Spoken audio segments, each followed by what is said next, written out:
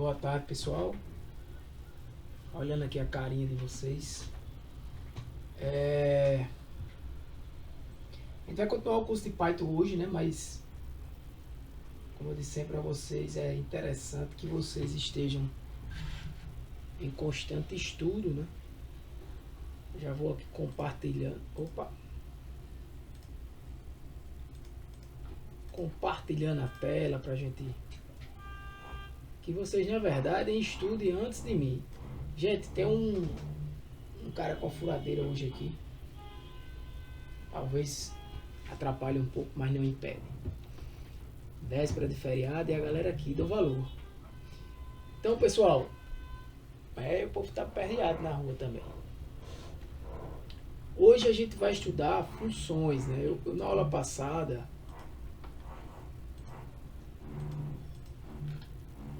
nós não estudamos funções, né? Que esse assunto de funções vinha antes, eu botei para depois.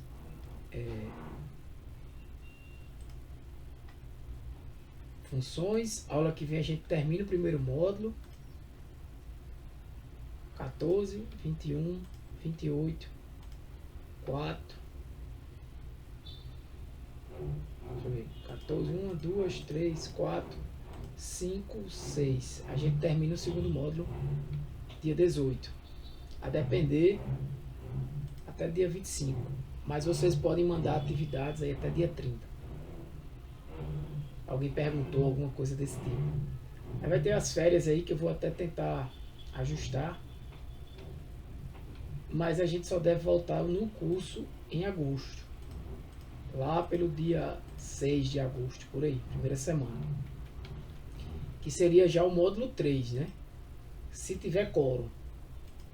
Né? Porque esse módulo 1 e o módulo 2 é uma introdução a Python.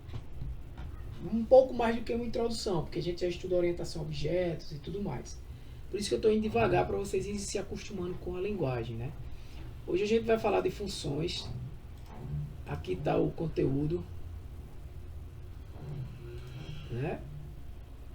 Eu vou postar ainda a aula da semana passada, como eu sempre falo para vocês, né? Nem sempre quando eu posto, talvez eu poste hoje já as duas, né? Essa aula vocês têm que assistir. O mais importante são as atividades. As atividades a gente está na prática 5 e videoaula 5. Estou vendo aqui que ativo tem uns 12 pessoas, né? Pelo menos na última atividade. 22.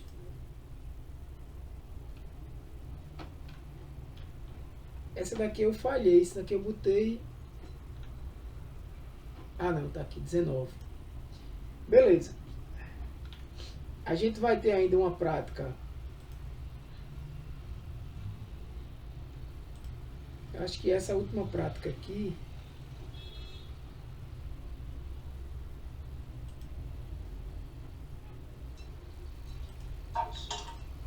Poderia ser valores diferentes também. Na realidade. Essa é assunto para frente, né, gente? A ideia de vocês. Que é um dicionário. Isso. Aqui já fala. Quem já fez esse exercício 5 já sabe do que eu vou falar hoje, mas essa é a ideia mesmo. Vocês estudem na frente. Não é esperar eu falar, né? Que aí você já vem com dúvida e tudo mais. A partir de agora, os próximos exercícios não vão ser voltados ao conteúdo, mas vão ser utilizando tudo que é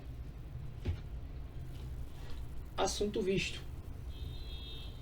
Beleza? Então bora lá. Eu vou abrir aqui os slides de função só para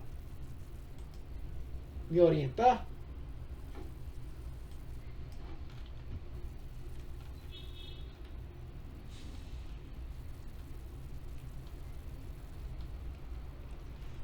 Eu já dei uma introdução, uma ideia do que é função muitas vezes em outras aulas a vocês. Mas a ideia principal de uma função é a ideia de você organizar seu código, de você poder reutilizar aquela mesma função para situações semelhantes, né? De você escalar, de você crescer o seu código sem precisar ter um trabalho muito árduo de manutenção. Imagina aí que tu tem vamos pensar aqui, um serviço a fazer, um trabalho a resolver. Mas no meio desse trabalho,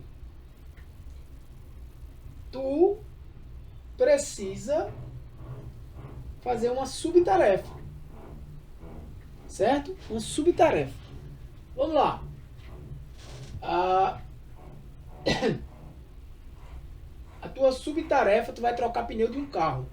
A tua subtarefa seria, existe antes de você ter a tarefa trocar o pneu de um carro, existe a tarefa dentro dessa, que seria levantar esse carro. Poxa, isso está incomodando aqui, mas eu não posso falar nada, né? Que seria levantar o carro. E aí tu precisa utilizar um macaco, né? Que a gente chama aquele equipamento para levantar o carro.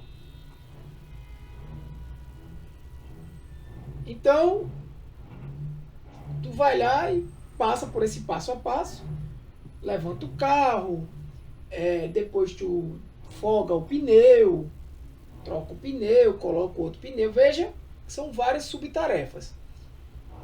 E aí, digamos que quando você vai realizar uma subtarefa dessa, você empacotou já aquele processo ali. É como se dissesse assim, bem, eu troco o pneu do carro, só que eu não troco só. Eu não faço tudo sozinho. Eu, quando quero levantar o carro, eu chamo um especialista que levanta carro. Ele levanta aquele carro para mim. Ele usa um macaco, ele tem um procedimento interno dele. Quando eu quero folgar o pneu, eu chamo outro especialista que faz aquilo para mim. Tá? E assim por diante. Eu, no final, sou o cara que estou chamando os especialistas para resolver aquela tarefa grande minha, que é trocar o pneu do carro. Eu chamo um especialista que vai ser o levantador do carro, um especialista que é o folgador de pneu, e vou chamando aqueles caras. Só que é o arquiteto, eu que conecto esses caras, né? Depois que o cara levantou o pneu, que deu ok, levantou o carro que deu ok, eu digo chamo o especialista em folgar pneu e digo, ó, em retirar pneu, né? Folgar é folgado antes. Tira o pneu, né? E coloca o outro e dá uma rochadinha, troca do pneu, né? Faz o swap aí. E assim você no final resolve o seu problema chamando especialistas. Agora imagina aí que agora tu vai trocar um pneu de outro carro. Uma caminhonete e tudo mais. Mas tu tem um especialista que levanta carro. O cara é levantador de carro, usa lá e levanta. Aí tu levanta, tu chama aquele cara e vai, tu não vai se preocupar, tu só vai dizer a ele, ó, levanta esse outro carro. Certo? Ele vai levantar o outro carro, como ele vai fazer não te interessa. Tu só vai chamar ele, talvez passar informações do carro, peso do carro, tipo do carro, e ele vai levantar e dizer, ó, ok, levantado. Vai retornar isso para você, você sabe que o carro levantou, agora tu chama o cara que vai tirar o pneu do carro e botar o outro pneu e arrochar. Aí você chama o trocador, né? O trocador de pneu, né? Que faz só a troca. Mas você que faz todo o processo, você que é responsável por todo o processo. Então, nesse contexto, você é como se fosse o programa que você está desenvolvendo. E esses caras, esses especialistas, são as funções que vão ter essa tarefa específica. E aí tu me pergunta, e se eu fosse o cara que levantasse o pneu e eu fosse o cara que trocasse, fizesse tudo? Não tivesse esses especialistas. Bem, primeiro que eu ia ter que ser um cara que ia ter o trabalho de fazer tudo, ok? me preocupar em trocar pneu, me preocupar em levantar carro e de trocar os pneus apenas. E outra coisa, toda vez que eu fosse chamado para trocar um pneu, eu ia ter que repetir aquele processo todinho. Pegar uma carta, toda vez eu teria que pegar aquele processo e repetir. Na analogia, isso aí é como se eu estivesse codificando dentro do meu programa, funciona do mesmo jeito, mas dentro do meu programa, codificando tudo que eu tenho que fazer, levantar o carro, trocar, fazer a troca dos pneus. E outro momento do programa que eu fosse precisar fazer a mesma coisa, levantar o carro, eu ia de novo lá codificar, ou seja, eu ia de novo lá ter que levantar. Onde eu poderia muito bem criar um especialista que sabe levantar carro, e toda vez que eu quisesse levantar o carro, eu chamo aquele especialista. Em outras palavras, esse especialista é a função. Esse especialista tem um código ao qual eu não vou me preocupar. Se foi eu que criei, pode ter sido eu, ou não.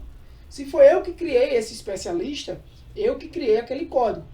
De toda forma, eu só vou me preocupar em chamar ele. Eu não vou me preocupar em ficar realizando aquela tarefa sempre. Né? Então, uma função é isso aqui. Meio que uma caixa preta, onde você vai ter uma entrada, um procedimento vai ser realizado e você vai ter saída. Essas entradas podem ser tipos de dados como strings, inteiros, ponto flutuante, floats. Pode ser tipos que a gente vai estudar ainda, orientado a objetos. Tá? A gente pode enviar esses tipos nessa entrada de várias formas diferentes, por posição, por uma chave, um valor. Né? O que esse cara vai retornar? Pode ser um float, pode ser um string, pode ser um tipo de ponto flutuante, pode ser nada, inclusive. Pode ser um objeto. Né? Então, vamos estudar as funções. Eu acredito que eu não passei ainda esse slide para vocês. Né? Se eu já tiver passado, acredito que não. Que às vezes eu falo em outro momento. Vocês me corrigem. Então, esse é o objetivo da função. Ela vai ter entradas, né? Vai processar e vai dar uma saída. A função é importante porque eu vou ter reutilização. Toda vez que eu quiser fazer esse mesmo procedimento que está aqui dentro, eu não vou repetir esse procedimento onde eu estou. Eu vou apenas chamar, esse é o termo, essa função. Quando eu falo de realizar esse procedimento, imagine o seguinte: codificar. Eu não vou pegar aquele código e reescrever aquele código. Eu vou reutilizar aquele código. Então eu não vou fazer Ctrl+C, Ctrl+V de códigos, até porque a manutenção disso aí é difícil. Imagina que tu quer fazer uma mudança nessa máquina. Se tu usa essa mesma engrenagem aqui fora de uma função, várias vezes, em vários locais diferentes, o que é que vai acontecer? Toda vez que tu tiver uma modificação para fazer nessas engrenagens, tu vai ter que sair procurando onde estão essas engrenagens e fazendo essa modificação. Ou seja, no código, toda vez que tu quiser fazer uma mudança no código, tu vai ter que sair mudando isso aí. Beleza? Tu vai ter que sair mudando esse código.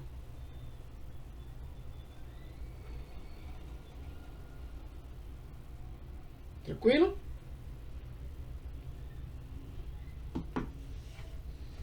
Então o que é que a gente faz? A gente bota o código dentro de uma caixa preta aí, dentro de uma função. E toda vez que eu precisar fazer uma mudança, eu faço só na função. E aí todo mundo que está chamando essa função já vai receber essa mudança. Então se tiver algum erro na função, se tiver alguma alteração, a manutenção disso é melhor. Além da legibilidade. Quando o programa começa a ficar grande, pessoal, fica difícil de você ler ele, entender ele. Se você tem ele em funções, fica mais fácil, entendeu? De você ler os blocos, ler o código em blocos, do que você ler o código parte a parte. Tá?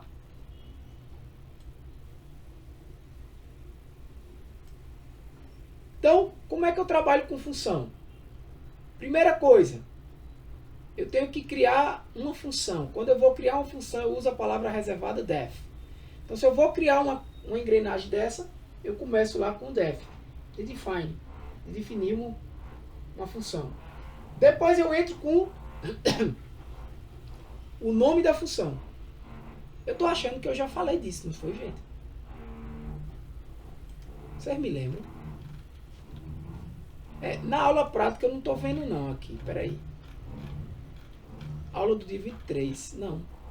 Eu acho que é porque eu já comentei sobre funções, mas não falei. Então você vai criar o nome da sua função. O estilo Snake Case, ou seja, letras minúsculas e sublinhado. Existem vários estilos, tá? O Python adota mais esse estilo de função aí. Tiago, e se eu escrevesse aí, não nesse estilo, escrevesse nome da função, tudo junto? Compila, mas não é uma boa... Compila não, nem o código é interpretado. Python não é compilado aí no caso.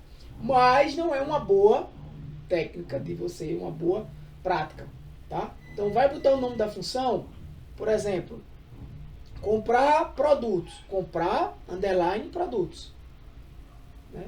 Então aí você tem os argumentos que você vai passar entre parênteses, né? A porta de entrada é onde tem o seu input, né? Que inclusive pode ser vazio, né? Logo após a porta de entrada aí, onde são os argumentos, você coloca os 2 pontos para dizer que abaixo, a partir dessa indentação aqui, ó, esse espaço, que a gente chama de indentação no Python, que é obrigatório, eu sei que aqui começa a engrenagem, né? O código de minha função. Ou seja, é o corpo da máquina, né? Tudo tem que estar alinhado aqui dentro. Se aqui dentro você tiver, por exemplo, um if, que a gente já conhece, e dentro do if outra indentação, aí você vai abrindo outra indentação. Essa indentação em Java, por exemplo, é um abre chaves e depois um fecha chaves. Que é para você dizer, ó, o corpo da função está aqui dentro, daqui para baixo. Esse hashtag aqui, corpo da função, para quem não lembra, isso é um comentário, né? Isso aqui não é um código que vai ser executado, é um comentário para você entender o que está dentro da função, né? Aqui é a porta de saída. Aqui ele não escreveu nada na função, ele só está dando um return, né? Retorne, ou seja, a sua saída, o que é que a função vai retornar? Vai retornar a variável resultado, que aqui é só um exemplo, né, gente? Não tem resultado algum, né? É a porta de saída.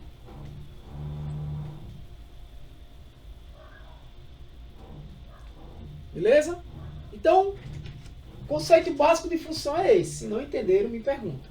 Vamos para mais um conceito de função importantíssimo, que é o conceito de escopo de funções. Escopo. O que é isso? Quando tu cria uma variável, que a gente criou até hoje, essa variável, da forma que a gente vem criando, ela é global. Tá? Se eu estou com esse arquivo aqui aberto, aulas de programação, tá? Que eu faço os exemplos para vocês verem. Uma variável que eu criei aqui, na aula do dia 2 de abril, e sair usando, essa variável ela vai existir em qualquer célula dessa aqui do Google Colab. Ela tem acesso global. Ou seja, variável global, quando a gente fala de variáveis globais, a gente está falando que essa variável ela é ouvida por todo o programa. Em qualquer parte do código, eu vou poder ouvir, ou seja, conectar essa variável, pegar o valor dessa variável. Agora existe, é o que ela está, estou dando um exemplo aí, né? Imagina alguém na praça pública falando para todo mundo ouvir.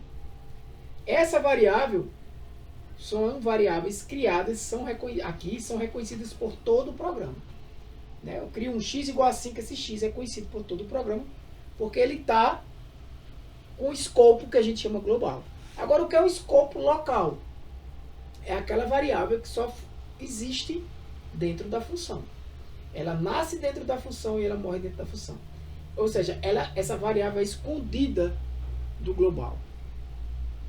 Então, def my function, x igual a 10, Essa variável aqui, ela é escondida, ela só existe dentro de myFunction. Beleza? Eu tô com toda dúvida aqui, sensação de que já falei e ninguém me disse.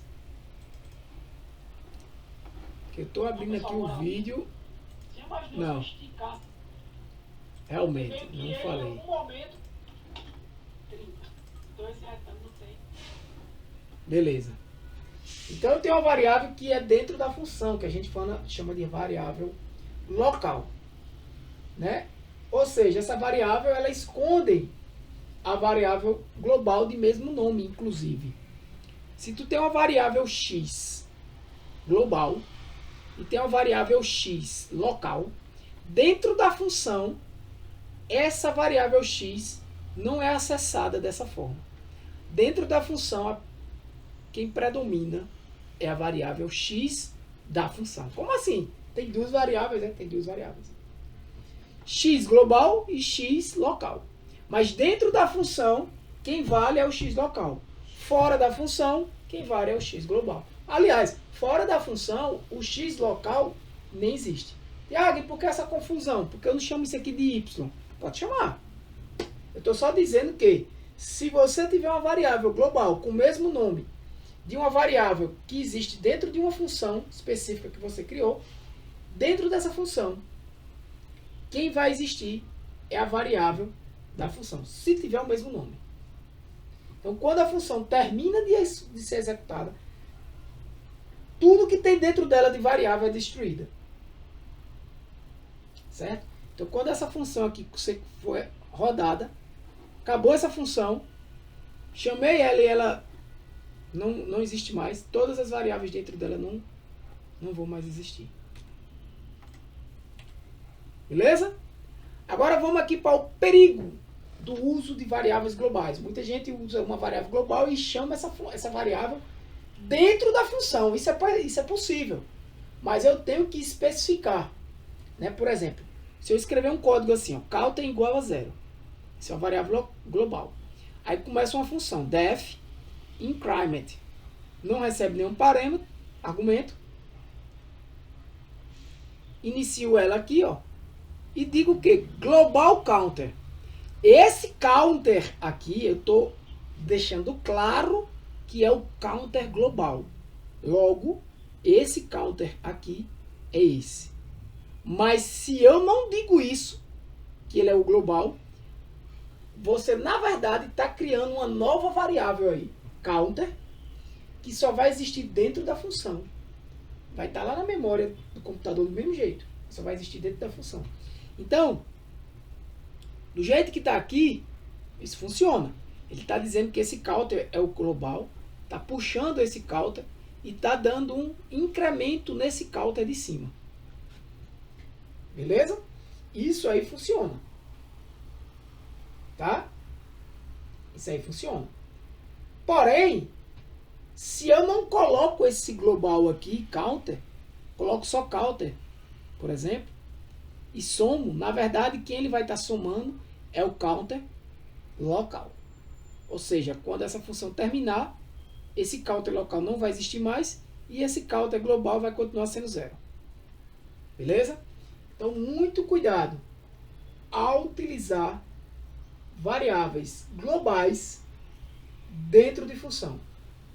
Por quê?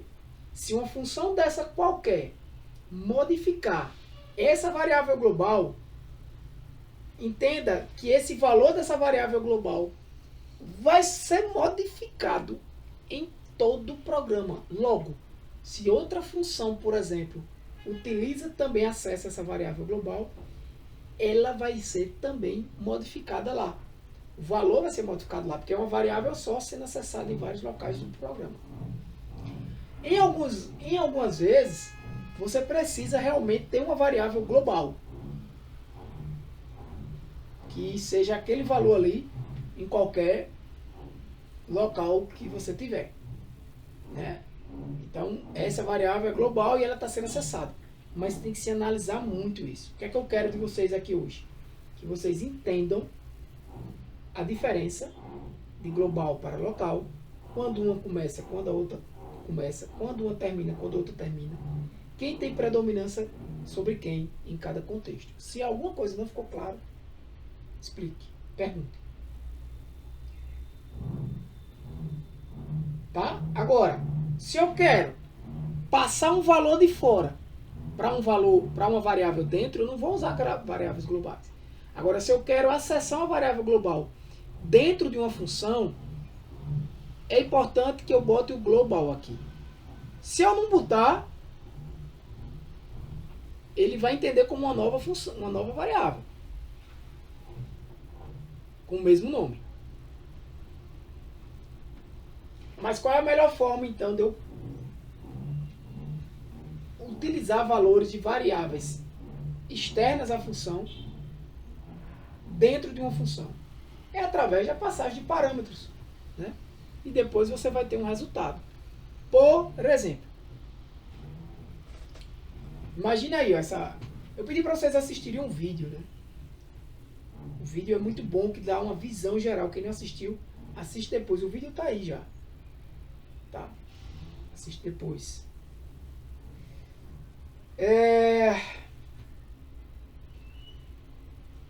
Por exemplo, porta de entrada. Como é que eu passo a informação? Eu tenho uma função chamada showPerson. Esse é o nome da minha função. Eu estou chamando ela aí. Né? Estou chamando meu especialista para resolver um problema. O nome dessa função é showPerson. Em algum local ela já foi definida. Certo? Em algum local ela já foi definida.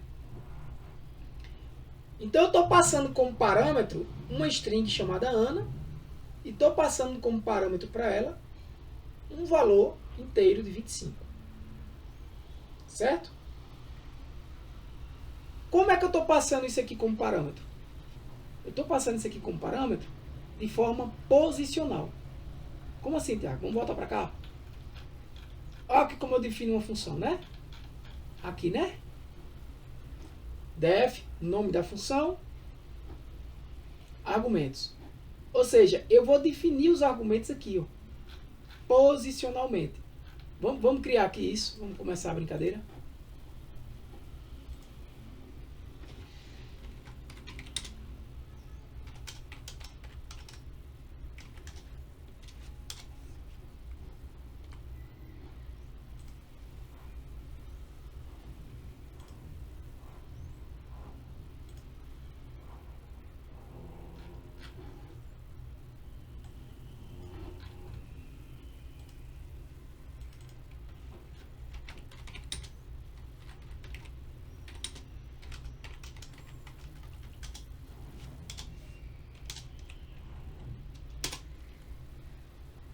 Então, por exemplo, eu disse ali, ó, defino uma função dessa forma. É isso, def, nome da função. Aqui eu vou passar os argumentos, não é isso? 2 pontos. Aqui eu disse, ó, corpo da função. E aqui eu disse o quê? Retorne resultado. Retorne alguma coisa. O que é isso aqui? Quem é resultado? Nem existe ainda, né? Se eu rodar isso aqui, ele vai criar essa função que recebe argumentos, tá? Mas aí eu vou dar até o exemplo aqui do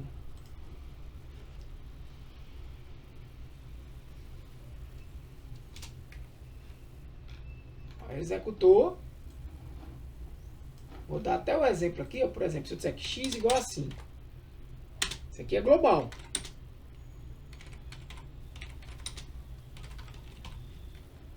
Beleza? Se aqui eu recebo... Argumento está sendo um parâmetro, né? O nome da variável. Mas aqui eu vou chamar de A, recebo um parâmetro A, só, A e B. A e B. E aqui eu digo que essa função vai ser... Eu vou até tirar e deixar isso assim. Copiar, para você não esquecer a estrutura. Né? Soma valores. Aí eu vou chamar A e B. Vou dizer que resultado é igual a A mais B. Pronto. O que é que eu estou dizendo? Estou retornando o resultado. O resultado vai ser o que vem de A e B. Então, x é 5. Se eu chegar aqui e disser, então, depois de definir a função, diga, x é 5, né? Chame soma valores. E soma valores recebe, ó, A e B, N, de qualquer coisa, qualquer tipo. A de qualquer tipo, B de qualquer tipo, e ele retorna qualquer tipo. É isso que a função está dizendo aqui, ó. Então, vou botar aqui x. Isso é global, que é y igual a 10. É também uma variável global. Aí depois eu vou complicar, tá? Então, eu passo aqui x e y. Ou seja, quem é x? 5. Quem é y? 10. Se eu rodar isso aqui, ó, vai dar 15 quando eu retorno. Ele passou x, passou y, foi atribuído a A, foi atribuído a B. Perceba que aqui eu tenho o quê? Uma atribuição posicional. Por posição. Né? X, depois Y. A e depois B. A recebe X e B vai receber o valor de Y. Agora veja aqui. Se eu chegar aqui e disser some A mais B mais X. O que é que aconteceu? Ele pegou o valor de X global.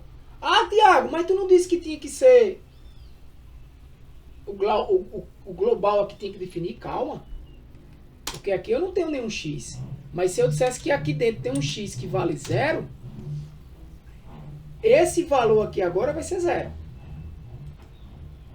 Deu 15. Por quê? É A que vale o valor de X, que é 5. B que vale o valor de Y, que é 10. E X que agora é 0. Porém, se eu disser global X, o que é que ele está dizendo? Esse X não é o da função, não é um X novo na função local. É o global. Aí vai dar 20. Ó. Porque ele está pegando esse valor daqui, direto. Só que essa é a prática que não é legal. Fazer essa prática direta, de passar o valor para dentro da função por variáveis globais. É isso que ele está dizendo ali. O legal é você passar desse jeito. Entendeu? Não é legal. O legal é... Vou deixar aqui.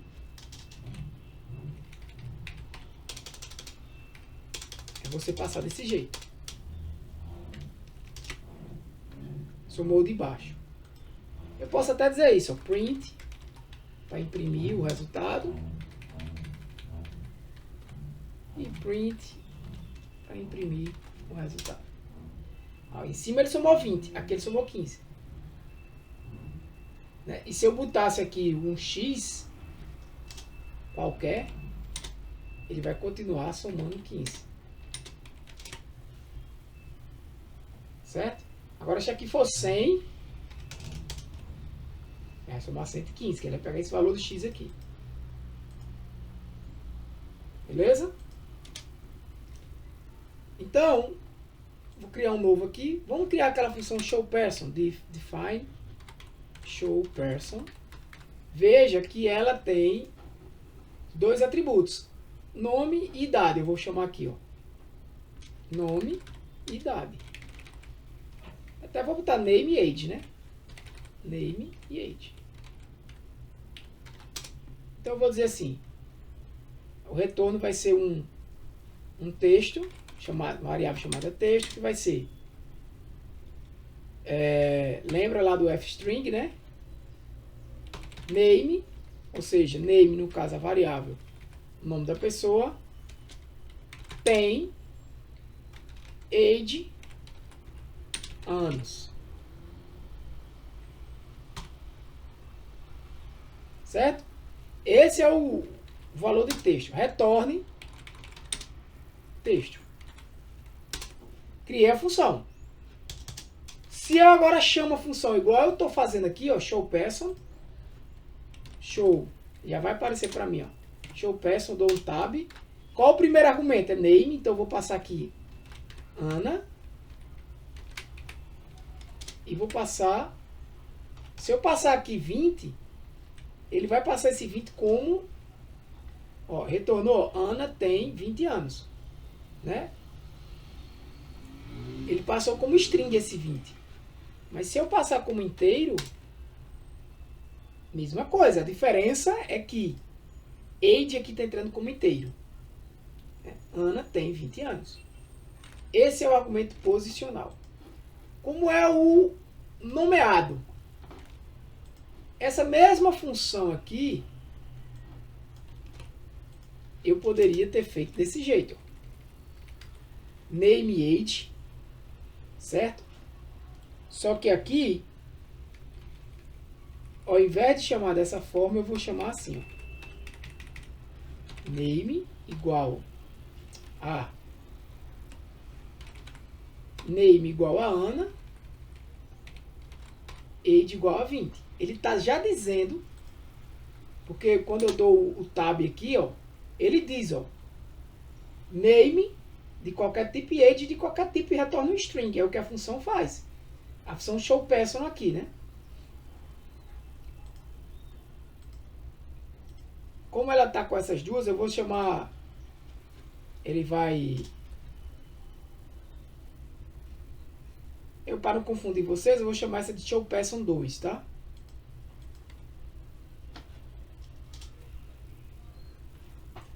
Para vocês saberem que ele está chamando essa daqui. Mas ele está chamando, ó, name e age, ele está identificando. Qual é a vantagem disso? Porque eu posso fazer isso assim também, ó.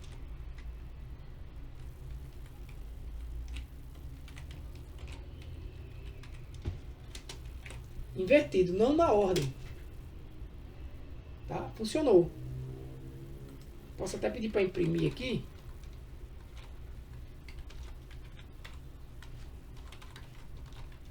Funcionou. Certo? Qual é a questão? A questão é a seguinte. Aqui, ó, quando eu tenho muitos parâmetros, qualquer mudança de ordem vai bagunçar a minha chamada de minha função. Aqui, ó, a ordem é livre. Tá? É mais legível, fica mais difícil de você confundir aquele valor, é para que variável, que eu estou descrevendo isso aí. Posso usar os dois, inclusive. Mas se eu usar os dois, os atributos posicionais têm que vir primeiro, para ele saber que está na posição. Por exemplo, se eu mostro aqui que eu quero chamar name Ana, isso aqui assim, ó, vai quebrar. Ó. Isso aqui, ó, se eu chamo desse jeito, ó, primeiro age, e depois eu passo Ana assim, ó, vai dar erro. Porque esse age, ele está dizendo que é age aqui. Tudo bem. Mas Ana é um string para o primeiro argumento. Aí ele está como se querendo dar dois valores aqui a age. E não pense porque aqui é age, que tem que é idade, significa idade, e o computador vai entender, o interpretador vai entender que tem que ser inteiro. Não, não tem nada a ver. Você poderia até passar um string aqui para age, não tem nada a ver. A questão aqui é porque ele já definiu quem é age. Então, se você vai ter posicional, isso aqui vale assim, ó. Passe primeiro Ana, ele vai entender que Ana é para name, e depois você passa age 20. Tudo bem? Aí vale. Porque ele entende que esse é para name, e age ele está especificando que é esse aqui. Então, você pode misturar os dois, porém tem que ter cuidado com isso. Tá? O retorno de função, aqui tem um exemplo com for, que é o próximo assunto, pode ter tanto o retorno quanto a entrada, pode ter muitos valores. Então, por exemplo, se eu quiser passar aqui vários valores, como ali, ó, posso criar uma função def, mostrar valores, e aí o que é que eu quero aqui? Eu quero passar, não é um valor, mas é vários valores assim, separados. Então você pode ter aqui um exemplo, é uma variável que você vai chamar de valores, talvez. Não, valores não. Uma variável que você vai chamar de... poderia ser show values, né? Pode ser números ou numbers, né? E aqui você vai dar um print números. Só isso, só para... Tá? Não vai retornar nada essa função, ela vai só imprimir. Ela não está retornando nada. Quando você vai chamar mostrar valores, eu poderia passar uma lista, tudo bem, mas eu queria passar esses valores separados assim, ó. Como é que eu vou fazer? Se isso aqui é só uma variável e aqui eu tenho 5 valores diferentes, aí eu uso o asterisco. Eu estou dizendo que eu estou empacotando todos esses valores num argumento lá posicional, que a gente chama que isso é uma tupla. Então eu ponho um asterisco aqui, ó. Isso aqui não vai funcionar. Porque ele está dizendo, ó, você tem um atributo posicional, mas você está passando 5. Agora se você põe um asterisco, aí funciona. Ele chamou, passou essa galera, ele empacotou todo mundo dentro dessa variável números, e números agora é uma tupla, e eu mandei só imprimir números dentro da função. Tá? Pá, beleza, mas isso é para variáveis posicionais, né? Argumentos posicionais. E se eu quiser passar assim, eu quiser dizer, eu quero passar aqui, criar uma função, cliente, mostrar um cliente, e aí eu quero receber dados do cliente. Aí aqui eu vou dar um print. Vou ver se ele faz assim, dados. Ó, dados cliente. Só imprimir a própria variável que ele recebe. E aqui fora, veja que aqui, gente, eu estou fora da função, viu? Só para vocês entenderem, dentro da função é aqui, ó. Quando eu saio da indentação, eu saí da função. Beleza? Então, números, por exemplo, não existe mais. Se eu pedir para imprimir números aqui, ó. Imprima números. Não existe número. Mas não está aqui, não está aqui. Está dentro da função, ó. Isso aqui está fora. Agora aqui dentro ele existe. Beleza? Aqui dentro ele existe. Aqui fora não. É tanto se eu criar uma variável global aqui, números, ó. Se aqui números é 0. Então, quando eu mandei imprimir números, ele imprimiu 0. Quando eu chamei a mostrar valores, passei essa galera, ele empacotou aqui e imprimiu essa galera. Coisas diferentes. Então, eu vou passar agora cliente. Eu vou chamar cliente, show cliente, né? Mostrar cliente. Então, eu vou chamar aqui mostrar cliente. Só que agora eu quero o quê? Eu quero passar isso aqui, ó. Nome, idade, cidade. Aí eu vou passar name do cliente. Quer dizer que é Alice. Age. Dizer que é 23. Pode passar assim, né? E city. Dizer que é como é? Nova York, é? New York. Tá? Passar 30 aqui, igual ele tá lá. O que é que acontece? Eu consigo fazer isso? Não. Para o Python aqui, eu só tenho uma variável chamada dados cliente. Se eu rodar, ele vai dizer, ó, isso não existe não. Você tem uma variável, um argumento keyword de chave, né? Key de chave, palavra-chave, name, mas inclusive nem existe esse dados cliente. Então o que é que você tem que fazer? Passa um coworks. No caso aqui são 2 asteriscos. Nesse caso aqui, ele imprimiu, mas eu não vou explicar esse código agora, porque eu uso um for, a aula que vem, usa um dicionário que eu só comentei, então, beleza. Mas só para imprimir, imprimiu dados cliente, ele imprimiu. De alguma forma aqui, é dentro de um dicionário, eu não sei ainda o que é um dicionário, mas já poderia saber, se quem não sabe. Name Alice, idade age 30, city New York. tudo isso ele empacotou aqui dentro. Beleza? A saída é o return. Eu posso ter aqui uma função def que realiza operações simples, né? A e B ela recebe, ele vai ter uma soma que vai ser igual a mais B. Vocês já viram o retorno, né? E uma subtração. Eita, assim não, hein? Assim não. Isso é igual a menos B. Então assim, ele vai retornar aqui, ó, um return. Eu poderia retornar só soma, mas eu poderia retornar soma e subtração. Eu posso retornar os dois, né? Que é o que ele está fazendo aqui. Quando eu retorno os dois, como é que eu pego esses dois valores? Tá? Se você não retornar nada, o Python devolve um none. Mas para quem retorna alguma coisa, como é que eu pego esses dois valores? Fora da função, eu chamo ela, ó, realiza operações simples, passo 10 e passo 20, né? Vou receber. Se eu passar aqui, ó, eu vou chamar até de sum. Eu vou chamar de soma mesmo, tá? Só para encabular. Essa soma aqui é diferente dessa, tá? Essa soma aqui é local. Acabou a função, executou a função, ela não existe mais. Subtração não existe mais. Retornou aqui para fora, não existe mais. O que é que essa função está fazendo? Está retornando dois valores, soma e subtração.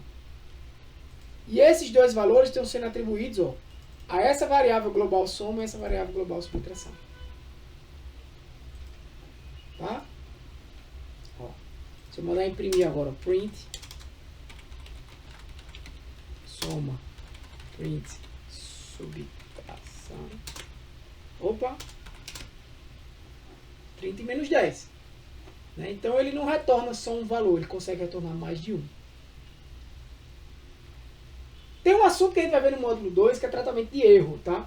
Mas você já pode iniciar, toda vez que você criar uma função, por exemplo, se eu criar essa função aqui, def divide A e B, ou seja, eu vou dividir A por B, e colocar aqui retorno é A dividido por B,